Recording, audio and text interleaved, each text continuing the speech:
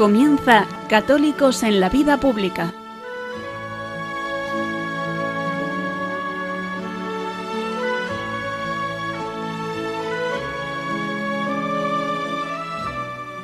Un espacio dirigido en Radio María por Luis Zayas.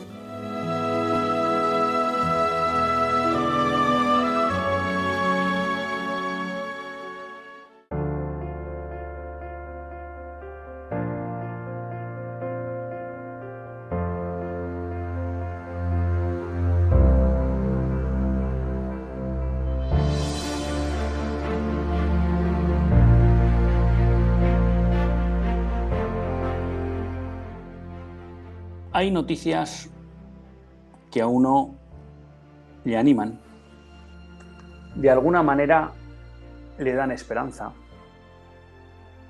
le recuerdan que no está todo perdido. Saben ustedes, y lo hemos comentado muchas veces en este programa, que los cristianos no podemos vivir desesperanzados, porque estamos llamados a vivir la virtud teologal de la esperanza.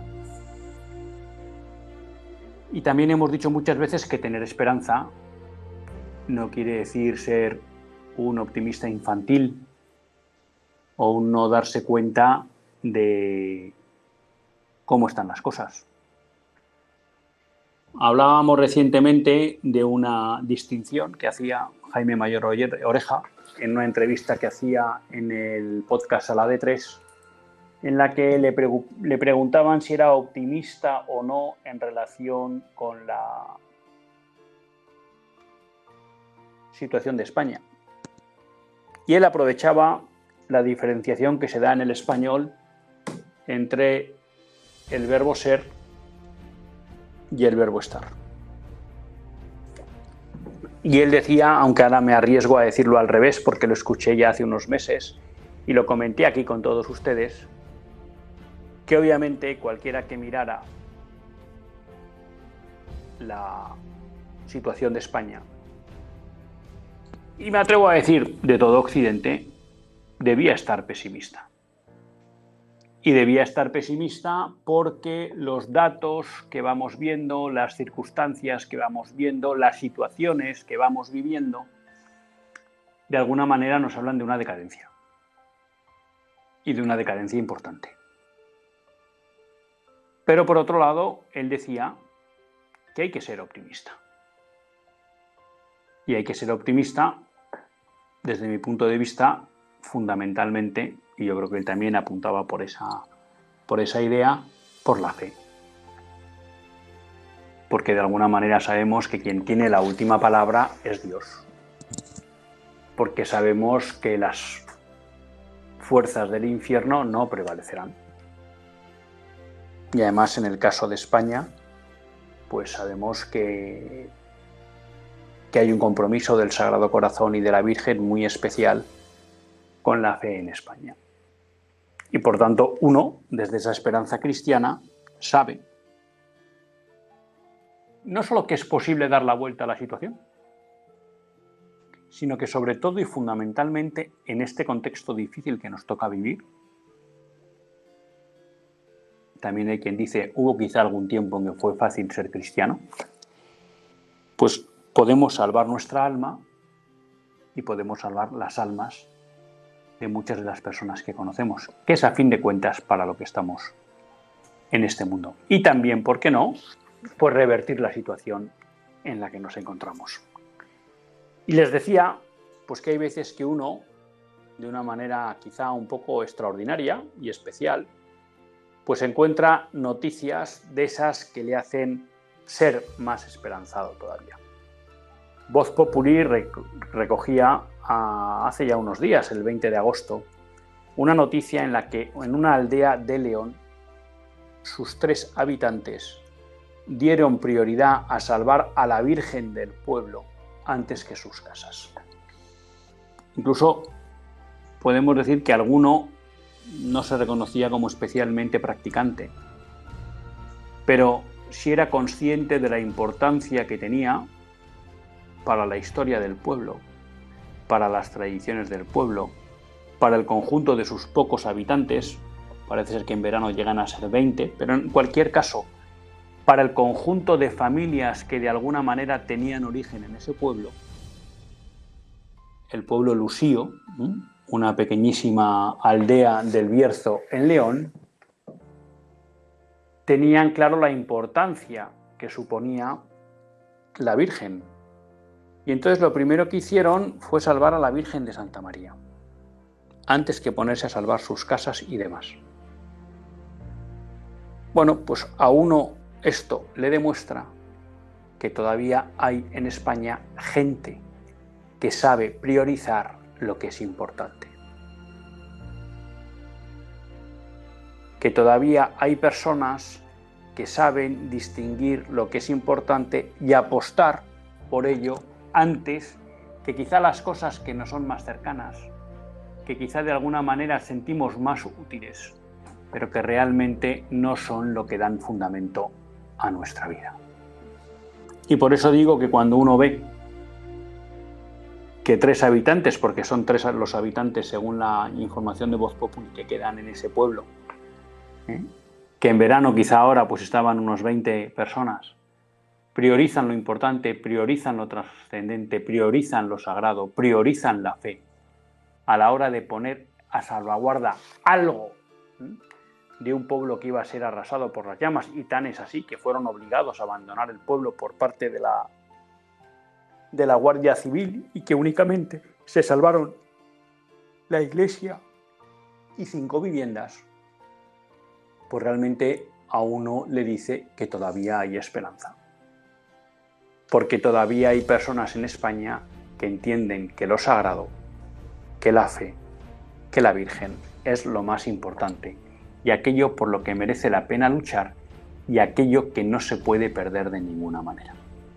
Si en España hay gente que es capaz, ante un incendio, de lo primero que busca salvar es la imagen de la Virgen del pueblo, de la patrona del pueblo, en este caso la Virgen de Santa María, es que en España hay restos, hay rescoldos, desde los que volver a hacer un buen fuego que abrase de amor a la fe nuestra nación.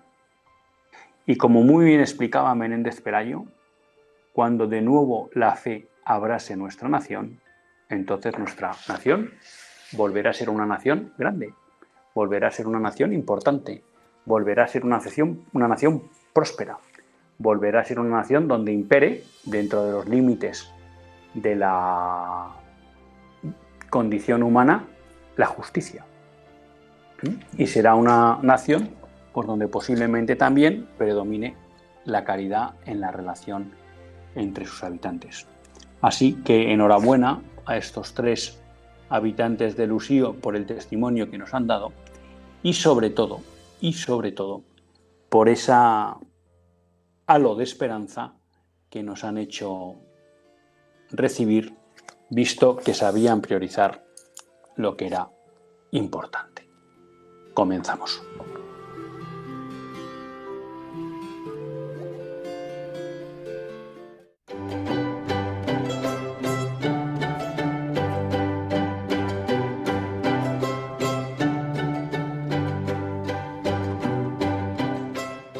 Buenas tardes, queridos amigos de Radio María.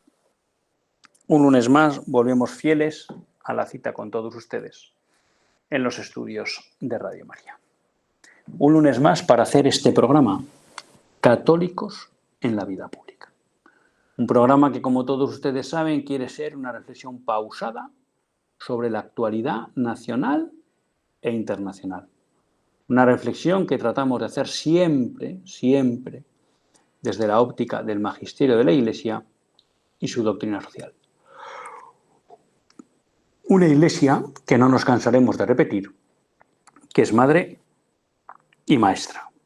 Y un lunes más tiene la suerte de compartir esta hora de radio con todos ustedes Luis Zayas, que es quien les habla, y quien, pues de nuevo, está por el norte de España y que está apurando hoy, 25 de agosto, pues los últimos días de vacaciones. Me temo que posiblemente como muchos de de ustedes. Pero como les decía en el editorial, bueno, pues con esa esperanza que no podemos perder como católicos, renovada. Y renovada por el ver esos testimonios de personas que ante el riesgo real de perder no solo la vida, ¿no? O fundamentalmente la vida, sino también su patrimonio, priorizan salvar lo sagrado, lo que tiene relación con la fe, antes que los demás. Y les decía que estamos, pues, en nuestro caso, y me imagino que quizá en el de muchos de ustedes, apurando pues la última semana de vacaciones. Se acaba ya el mes de agosto y de alguna manera, pues la mayoría estaremos en septiembre vueltos a la rutina habitual. A la rutina habitual. Hay quienes, cuando se habla de rutina, tienen un concepto negativo de la misma. Y yo me rebelo un poco contra esa idea.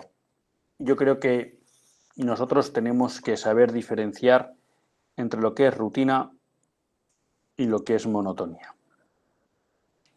La rutina, y yo creo que prácticamente todos estaremos de acuerdo, es algo bueno. ¿Por qué? Porque la rutina ayuda a ordenarnos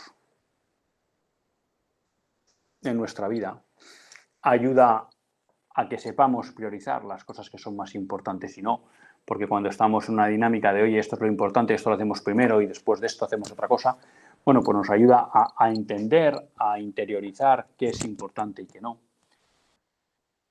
Nos da seguridad, porque de alguna manera sabemos qué cosas tenemos que hacer y cuáles vienen primero y cuáles vienen después.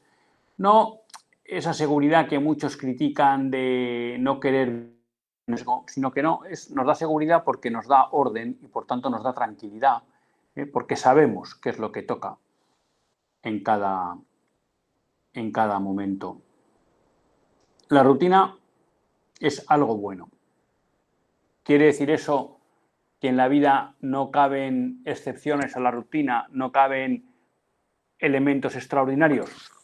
Sin duda, y eso es bueno que aparezcan, y por eso cuando uno ve lo que es una civilización católica, por ejemplo, la fiesta es algo que tiene mucha presencia, y normalmente la fiesta es algo que rompe la rutina del trabajo, del día a día, y entonces la celebración, ya no como fiesta, vamos a llamar grande, pero el hecho de que de repente vengan invitados otros familiares o amigos rompe con la rutina de la vida familiar y es algo muy querido, ¿no? Por las tradiciones y el tipo de vida católico. O sea que la rutina no quiere decir que tengamos que vivir encerrados en ella, pero la rutina es algo bueno. La rutina también nos da paciencia y nos da estabilidad. Y todo eso es muy importante para que las personas crezcan de una manera sana, con fortaleza y con seguridad. Ahora bien, ¿hay un riesgo con la rutina? Por supuesto. ¿Y cuál es? Que la rutina se convierta en monotonía. La rutina tiene una ventaja. Aquel que vive la vida queriendo tener todos los días una experiencia nueva, además de vivir permanentemente agobiado e impaciente buscando experiencias nuevas, ¿no? Todo eso le genera inestabilidad, todo eso le genera tensión, todo eso le genera nerviosismo. Por tanto, el que vive en la rutina vive tranquilo. Ahora bien, ¿cuál es el problema de la rutina? Decía, que se convierta en monotonía. ¿Y cuándo la rutina se convierte en monotonía? Cuando desaparece la motivación por la que hacemos las cosas. Oiga, es que es muy rutinario cenar todos los días en familia y más o menos a la misma hora porque haya un orden. Claro, en el momento en que tú pierdes de vista lo bueno que es comer con tus hijos, porque es un momento de interacción con ellos, de convivencia, de poder transmitir cada uno pues, las cosas que le preocupan, las cosas que le han pasado durante el día, el poder entre todos de alguna manera compartir, ¿no?, una visión de la vida. Claro, pues es muy posible que si tú pierdes esa motivación por estar con tus hijos, porque es un momento de compartir, de aprender de cómo son, de conocerles mejor, de transmitirles tu experiencia, claro, pues es posible que la comida se pueda volver un rollo. Es como si alguien nos dice que es que el matrimonio es muy rutinario. Bueno, es que uno sale de casa, vuelve a casa, está con su mujer, está con sus hijos. Bueno, efectivamente, lo que pasa es que no es monótono porque hay amor. Y cuando hay amor, uno quiere compartir sus tiempos el mayor tiempo posible con su mujer y con sus hijos, con su marido, con sus hijos. Cuando ese amor desaparece y por tanto desaparece la razón por la que estamos con nuestro cónyuge o con nuestros hijos, entonces efectivamente la vida familiar se puede volver monótona. En un trabajo no estamos todo el día haciendo cosas nuevas, distintas. Es verdad que cada X tiempo conviene cambiar porque hay tareas que uno ya acaba dominando. ¿Y qué pasa? Que se pueden volver monótonas. ¿Por qué? Porque de alguna manera ya hemos perdido la motivación para hacerlas, porque ya no seguimos aprendiendo y entonces eso hace que se vuelvan aburridas y monótonas. Pero la mayoría de los trabajos, mírenlo ustedes, analicen los suyos, pues son rutinarios, porque es normal, pues no estamos todo el día inventando. Y porque cuando nos dan una tarea, aunque sea nueva, hay en un momento dado que ya la dominamos y se vuelve rutinaria. No nos exige permanentemente lo mejor de nosotros, ya la dominamos. Entonces, la rutina no es algo malo. Lo que es malo es la monotonía. Y la monotonía aparece cuando perdemos el por qué hacemos determinadas cosas y por qué las repetimos. ¿Por qué digo esto? Porque se acaban las vacaciones y porque estamos volviendo y porque de alguna manera pues mucha gente entra un poco, colapsa un poco ante la visión, por un lado, de volver a la rutina del día a día. No cabe duda que en cierta medida las vacaciones son una ruptura de esa rutina de lo que es la vida del curso y eso asusta, pero repito, la rutina es buena, tiene muchas ventajas. También una posible reacción que es bastante propia de la época moderna y es que hay un cierto sentimiento generalizado de pereza al volver al trabajo. Y yo no digo que no haya cuestiones dentro del mundo del trabajo que haya que cambiar. No digo que no. Y tampoco voy a ser yo quien niegue que no cabe duda que una riqueza extraordinaria, que es algo que se tiene más en verano normalmente que en invierno, es el poder disponer del tiempo de uno. Y no cabe duda que cuando uno entra en la vida de trabajo ya, se acaban las vacaciones, bueno, pues en cierta medida su agenda está muy limitada porque tiene que cumplir unos horarios en las empresas y tiene unas tareas y a veces pues se lleva preocupaciones a casa, incluso trabajo a casa. Bueno, entonces todo eso no voy a negar yo que de alguna manera pues el tiempo de descanso, el tiempo de ocio no tenga su bondad. Pero creo que de alguna manera en los últimos tiempos nos estamos convirtiendo en una sociedad del ocio que mira con cierto desprecio, que mira también con cierto carácter negativo la vida del trabajo. Y creo que eso es una equivocación y creo que eso no es algo católico. Es verdad que voy a abordar ahora la cuestión un poco desde un ámbito un poco abstracto. Repito, eso no quiere decir que en nuestro sistema de organización laboral no haya que cambiar muchas cosas que hacen que de alguna manera el mundo del trabajo en determinados ámbitos o sectores se haya podido volver inhumano y por tanto que sea de sentido común despreciar, rechazar esa forma de trabajar. Pero lo que yo creo que no debemos caer es en la trampa de que, como cada vez más vivimos en una sociedad que prioriza el ocio, al final tengamos una visión negativa del trabajo en sí. ¿Y por qué les hablo ahora de esto? Bueno, me gustó mucho la he escuchado este agosto, una ponencia que dio Miguel Ángel Bastos creo que fue en un encuentro que se llamaba Foro Económico Madrid, que creo que se celebró allá por julio, en la que Miguel Ángel Bastos, es un economista de la Universidad de Santiago de Compostela, que de alguna manera podríamos decir que está adscrito a lo que se llama la corriente austríaca en economía, que es una corriente que, resumiéndolo mucho y a riesgo de ser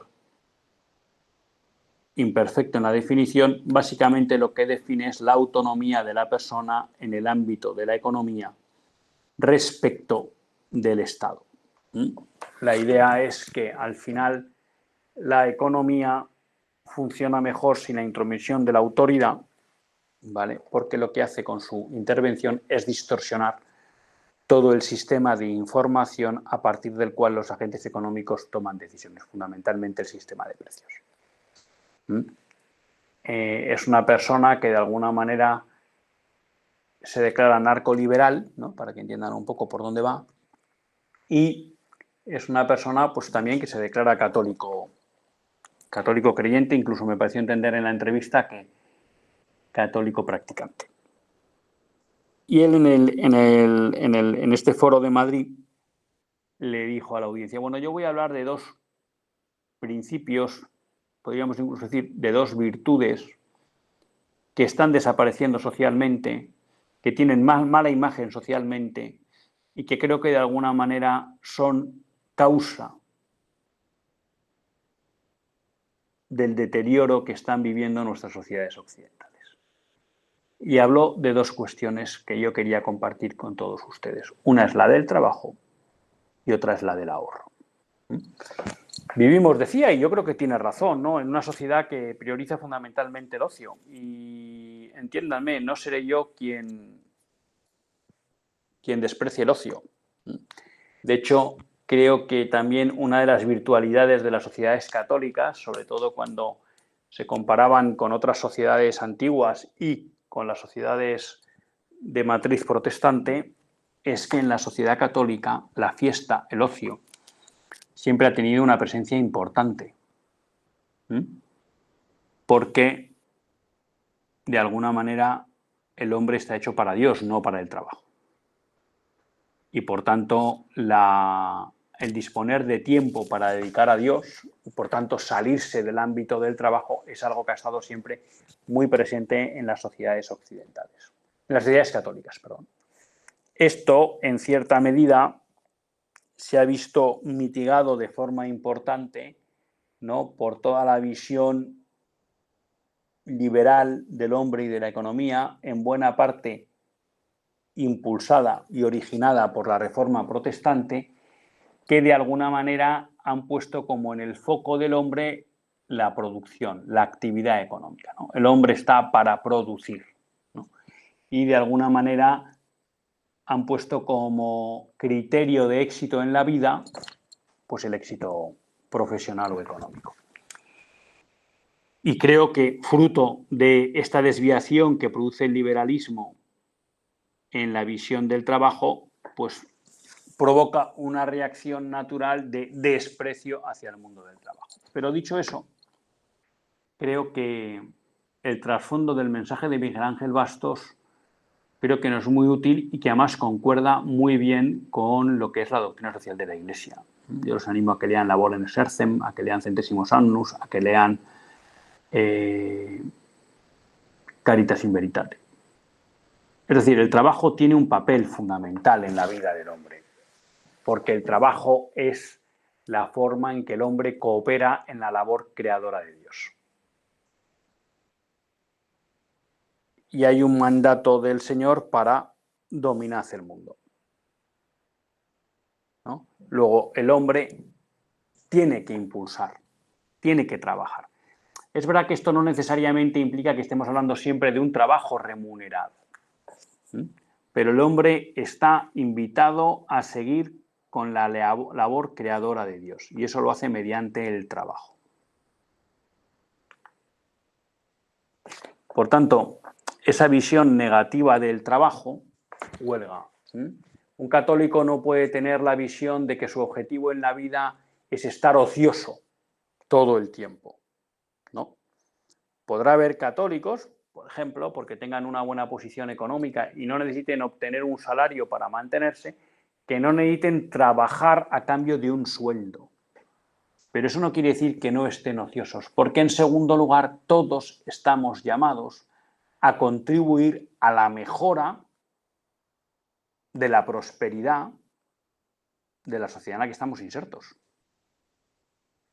Y por tanto todos tenemos que colaborar en eso que la doctrina social de la Iglesia llama el bien común. Por tanto, no tenemos que tener una visión negativa del trabajo. Al contrario, tenemos que entender que el trabajo forma parte esencial de la vida de la persona y que mediante el trabajo es como cada uno de nosotros, y repito, aquí no estoy hablando siempre de trabajo remunerado, colaboramos en el desarrollo y crecimiento de las sociedades en las que estamos incorporados. Por eso coincido con Miguel Ángel Bastos que esta especie de predominio absoluto del ocio como objetivo particular en la vida de cada uno, pues creo que es un error. Y creo que es una de las causas por las cuales nuestras sociedades occidentales están en un proceso de degradación.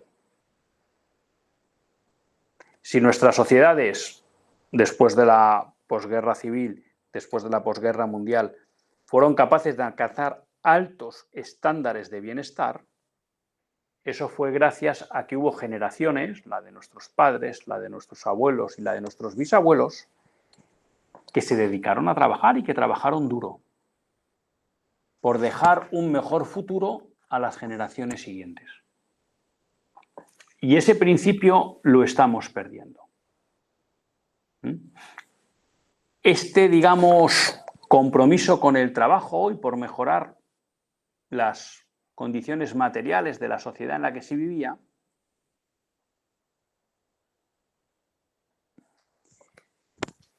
fue lo que ha permitido a nuestras sociedades crecer.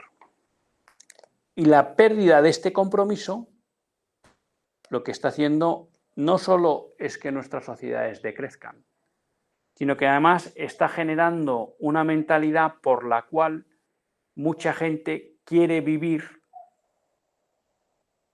a costa de los demás. Porque cuando la gente vive del Estado, bien sea porque cobra un desempleo, porque cobra una pensión, porque cobra una ayuda, vive de los demás.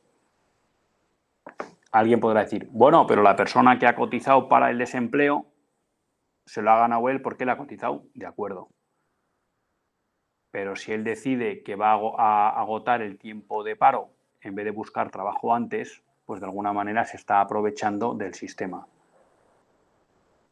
Si una persona que cobra una pensión pero decide dejar de trabajar antes porque puede acceder a una pensión, pues de alguna manera se está aprovechando del sistema. Y ya no qué decir de todos aquellos que lo que viven es de subvenciones o ayudas públicas. Claramente se están aprovechando del sistema, pero aprovecharse del sistema es vivir a costa del dinero de otros. Y esto creo que es importante. Hay que recuperar el valor del trabajo. Hay que recuperar el amor por el trabajo. Hay que recuperar el interés por cooperar al crecimiento de la sociedad. Obviamente, todo eso se debe dar en unas condiciones laborales y económicas, pues de un salario justo, de unos tiempos de descanso justos y demás. Pero creo que no tenemos que vivir con agobio, ¿no? Oh, pues ahora vuelta al trabajo, ¿no? Qué bien, vuelta al trabajo, es lo que corresponde, es lo que es el estado, vamos a decir, habitual del hombre. Ganarse el pan con el que sostener su vida y la de su familia, cooperar en el crecimiento material de la sociedad en la que vive. Y claro, cuando una sociedad vive en esa mentalidad, repito, sin caer en los excesos de un capitalismo exacerbado, ¿no? Esas sociedades crecen, mejoran, dejan una situación mejor a las generaciones nuevas. El otro punto que abordaba Miguel Ángel Bastos es el del ahorro. Y aquí me parece interesante esta combinación que hacía él de trabajo y ahorro, porque muchas veces nosotros interpretamos el trabajo o el trabajar cuanto más mejor, para obtener cuanto más dinero mejor, para poder gastar cuanto más mejor, que es muchas veces también el modelo que nos presenta este capitalismo desbocado. Y claro, Miguel Ángel Bastos, repito, adscrito a la corriente austríaca, lo que nos plantea es decir, no, el ahorro es importante. Y el ahorro exige austeridad. Y el ahorro exige hacer un esfuerzo para no gastar en caprichos que no son necesarios el dinero que he ganado hoy, para tenerlo para el futuro, como reserva para el futuro. Y ese es otro valor que es muy importante y que de alguna manera va muy asociada con un entendimiento ordenado de lo que es el trabajo. Porque yo trabajo para ganarme la vida, pero llevo un nivel de vida austero que me permita ahorrar y con eso tener un colchón de seguridad ante futuras eventualidades que puedan tener. Y por tanto, no caigo en el consumismo que me ofrece también esta sociedad moderna. Ahorro que además, desde un punto de vista económico, y esto lo explicarían mejor economistas que yo, tiene también una labor muy importante porque si hay ahorro de los particulares, pues aquellos que quieren emprender proyectos empresariales pueden contar con fondos, si estos se lo quieren prestar, para invertir en capital y con ello desarrollar nuevos negocios, nuevas actividades o hacerlas más eficientes. Es decir, que el ahorro no solo es bueno para una familia porque le genera un colchón de seguridad y le ayuda a vivir, bueno, pues en la austeridad, que es algo que siempre ha propuesto la doctrina social católica. Y aquí me parece importante, aunque lo digo de pasada, no hay que confundir austeridad con cutrez, ¿no? Sino que aquella persona austera es que gasta en lo necesario y no vive permanentemente en el capricho y en la compra de lo innecesario, y por tanto es una persona que con carácter general vive un poquito por debajo de sus posibilidades. Con lo cual, eso, pues vivir la austeridad es algo muy interesante, ¿no?, como virtud social. Pero luego, repito, además, el ahorro pues tiene un elemento muy, muy notable de lubricante de la actividad económica, con lo cual pues tiene ese doble efecto tan positivo para la vida social. Así que, queridos amigos, no entremos con pereza en el curso. No entremos con desgana en el curso. No, de alguna manera, despreciemos lo que nos viene, sino que al revés. Siempre que sea un trabajo bien ordenado, compatible con la vida familiar, con la vida espiritual, pues veámoslo como algo positivo porque es la forma que tenemos de contribuir a la labor creadora de Dios y la forma que tenemos de contribuir al crecimiento del bien común de nuestra sociedad. Y apuntemos, como nos invita Miguel Ángel Bastos, a vivir también esa, vamos a llamarle así, condición, virtud, de la austeridad, que es la que nos permitirá vivir el ahorro.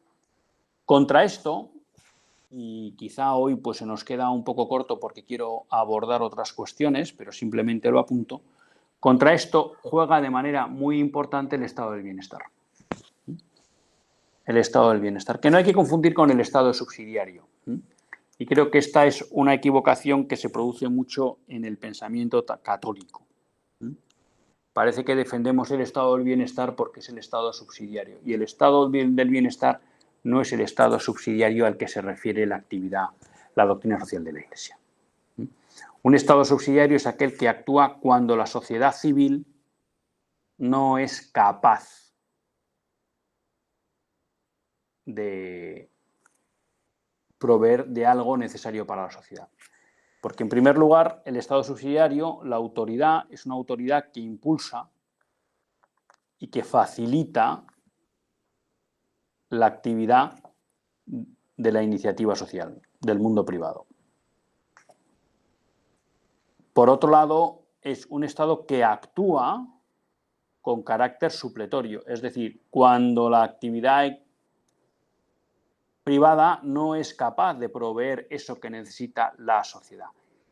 Y lo hace con un carácter provisorio, provisional, temporal. Es decir, desde el punto de vista, y esto lo explica muy bien 40º Anno, Pío XI, cuando el Estado interviene, pero interviene con mentalidad subsidiaria, interviene para cubrir una necesidad que en ese momento nadie puede cubrir, pero con la voluntad de identificar a alguien, alguna gente que la pueda cubrir y por tanto él abandonar ese lugar. Podríamos poner el ejemplo de que el Estado ve la necesidad de establecer una escuela en una determinada región, en un conjunto de pueblos que no tienen ningún colegio. Y por lo que sea, por razones económicas, la iniciativa social, la iniciativa privada no quiere poner un colegio en ese lugar. Bueno, pues entonces el Estado va y pone un colegio público para, de alguna manera, proveer a todos esos municipios de la posibilidad de educar a sus hijos. Muy bien. Pero un Estado o una autoridad con mentalidad subsidiaria, una vez que monta el colegio, lo que estaría es buscando cómo encontrar un agente social que pudiera llevar a cabo esa labor educativa y cedérsela, desprendiéndose él de esa obligación. El estado del bienestar no es eso. El estado del bienestar es un estado que esta idea sobre todo viene de los países nórdicos, en especial de Suecia. Es un estado que lo que quiere es proveer de todo lo que necesite a la persona. Por tanto, es un estado que quiere proveer de servicios que la propia iniciativa social o la propia sociedad puede darse a sí misma. Y entonces cuando interviene lo que hace es expulsar a la iniciativa privada, a la iniciativa social. Porque tiene un afán totalitario en el sentido de querer cubrir todas las necesidades de la persona o la familia.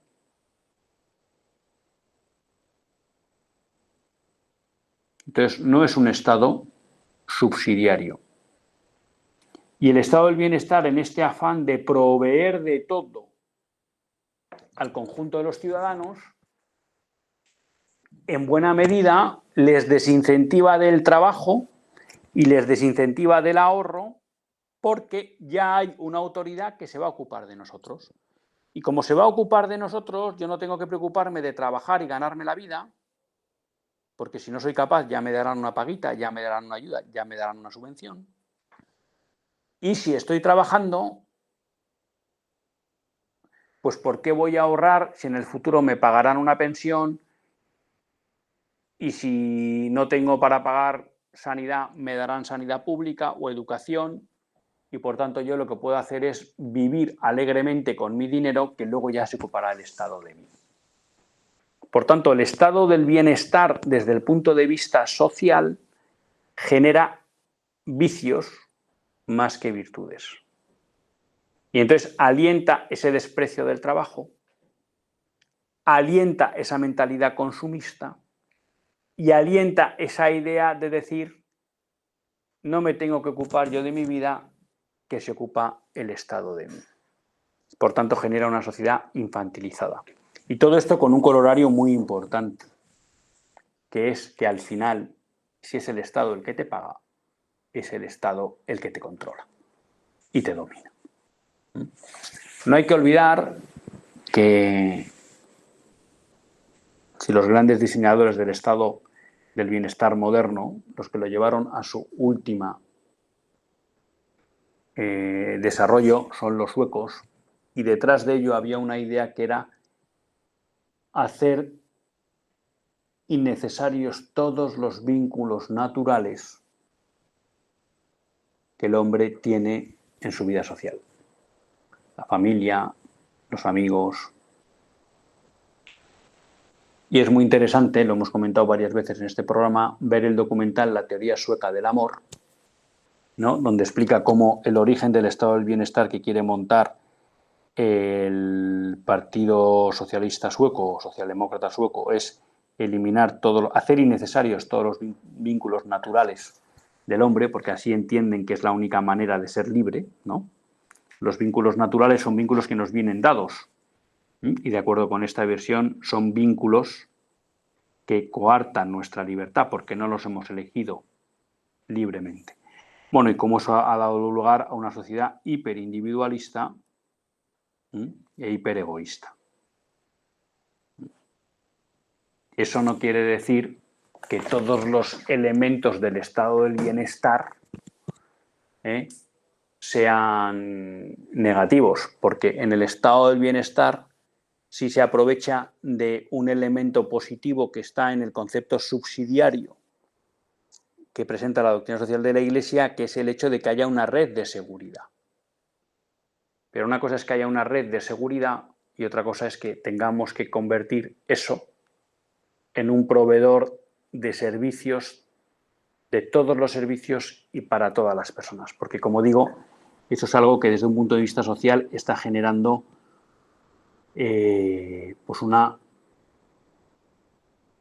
está haciendo que desaparezcan virtudes tradicionales que hacían que las sociedades crecieran y está generando vicios que provoca que las sociedades decrezcan. Y este también es uno de los elementos que hay que tener muy en la vista cuando se habla de la cuestión de la inmigración. ¿Por qué? Porque cuando se aborda la cuestión de la inmigración y se dice, bueno, pero es que en los años 60 también hubo inmigración y los españoles emigraban, sí. Pero en ese momento no estaban montados los estados del bienestar que están montados ahora en Europa. ¿Y qué pasa con eso? Bueno, pues eso provocaba que el inmigrante que tenía que ir a Alemania o a Francia o trabajaba o no tenía medios para sostenerse. Y lo que vemos hoy en España es que tenemos muchos inmigrantes que vienen y aunque no trabajen, saben que van a poder mantenerse su vida a costa de ayudas públicas. Por tanto, el estado del bienestar que tenemos desarrollado, por ejemplo, en España, desincentiva que muchos de los inmigrantes que vengan se pongan a trabajar y a contribuir al crecimiento de nuestra sociedad y a las cargas de nuestra sociedad, como nos pide, leíamos en el programa pasado, la doctrina social de la Iglesia. Por tanto, también es un elemento muy importante a la hora de tener en cuenta cómo gestionar la inmigración y facilitar que esa inmigración se integre y coopere en el desarrollo de nuestra sociedad. Vamos a hacer una breve pausa y continuamos en Católicos en la Vida Pública. ¿Cómo actuarías hoy, Señor, si tuvieses mis ojos y mis manos? Si tuvieses mi energía y mi tiempo, mi familia, amigos y trabajo, pues hoy te dejo que seas yo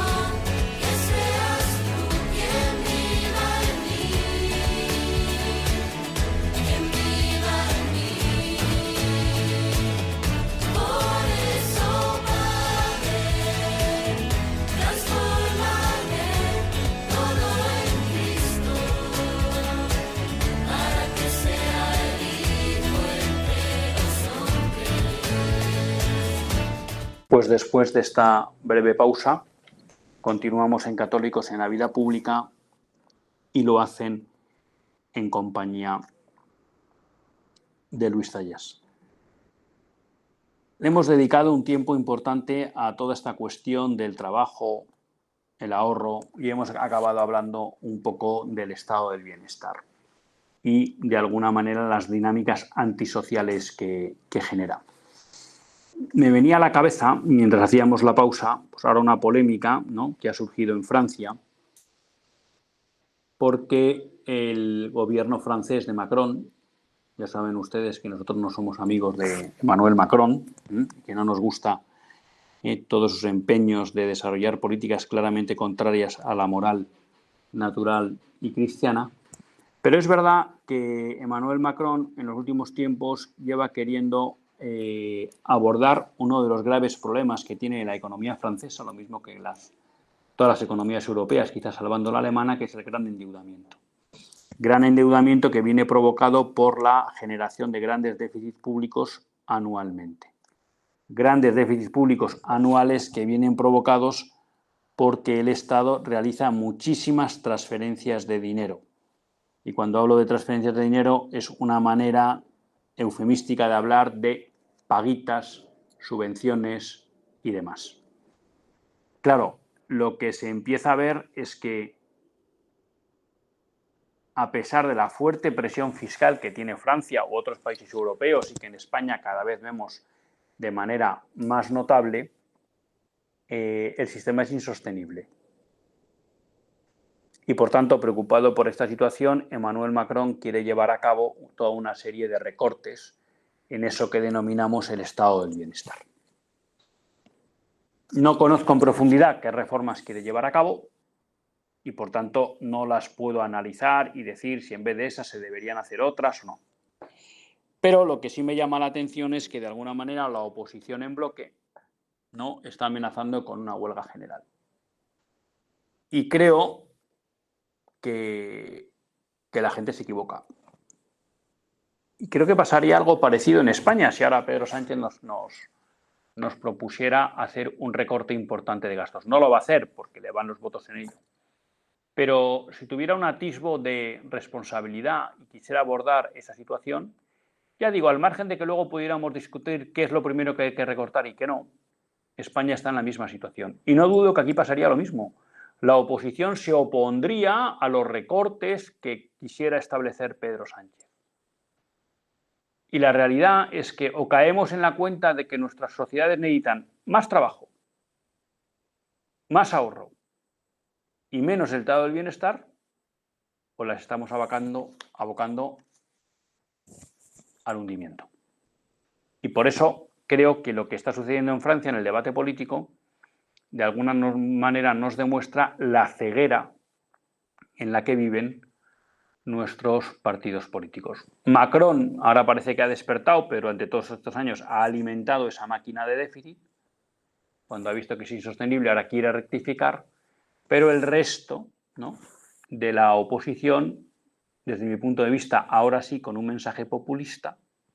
Cuando digo populista me refiero no porque se preocupe por el pueblo, sino por lo contrario, porque les hace decir que se preocupa por ellos, pero no se preocupa por ellos, ¿no? Y lo que les dicen es que sigan viviendo a la sopa boba, pues se opone a ello. Y creo que esto es un punto importante a tener en cuenta y a tomar criterio por nuestra parte. Se me va acabando el tiempo, pero no quiero dejar de apuntar una cuestión referida a Isabel la Católica. Esta semana pasada, concretamente yo creo que el lunes pasado, tuve la suerte, el martes pasado, tuve la suerte de asistir a una conferencia sobre la causa de canonización de Isabel la Católica que impartió magistralmente Francisco Serrano Ceja, buen amigo, en Comillas. Y bueno, una de las cuestiones que resaltó y que me parece muy importante es que es necesario promover el culto público de Isabel la Católica. Isabel la Católica ya es sierva de Dios, esto es tanto como decir que han sido reconocidas las virtudes en grado heroico. nos habló también de que hay un milagro ya listo para presentarse ante la Comisión Teológica. Y podríamos decir de alguna manera como que la canonización, la beatificación de Isabel la Católica pues estaría a punto de caramelo, ¿no? Es prácticamente que se nombre la Comisión Teológica, se convoque, esa Comisión Teológica pues daría el placer definitivo a ese milagro que se entiende que se puede presentar ante esa comisión y por tanto pues que parece que estaría evidenciado, salvo el mejor criterio de los cardenales, la acción sobrenatural, pero él hablaba de que de alguna manera era necesario para impulsar la causa de canonización promover el culto público. Bueno, pues yo les animo a todos ustedes a que se metan en internet y busquen, ¿no? Porque es una oración para uso privado, la oración para la intercesión de Isabel la Católica. Y con esta oración vamos a cerrar el programa de hoy, poniéndonos en manos de quien fue, pues, yo creo que la mejor reina de la historia de España. Dios y Señor y Padre nuestro, que nos has manifestado tu providencia en la elección de tu sierva Isabel como instrumento de tu gloria en la dignificación cristiana del hombre, en la exaltación de la fe y su extensión al nuevo mundo. Te damos gracias por este don sobrenatural de sus virtudes y de su ejemplo permanente desde las cimas del gobierno de los pueblos para la redención y de la salvación de todos. Te rogamos te dignes perpetuar su intercesión en el cielo para continuar su obra comenzada en la tierra y para obtener ahora las gracias especiales y favores que por nuestro medio te pedimos en unión con Cristo nuestro Señor y Mediador, que contigo y el Espíritu Santo vive y reina y es Dios por todos los siglos de los siglos. Amén. Así que, queridos amigos, busquen en internet esta oración, difúndanla entre sus amigos y ojalá consigamos pronto ver a Isabel la Católica en los altares. Me despido. Hasta el próximo lunes. Si Dios quiere, que Dios les bendiga. Así concluye Católicos en la Vida Pública, un programa que dirige Luis Zayas.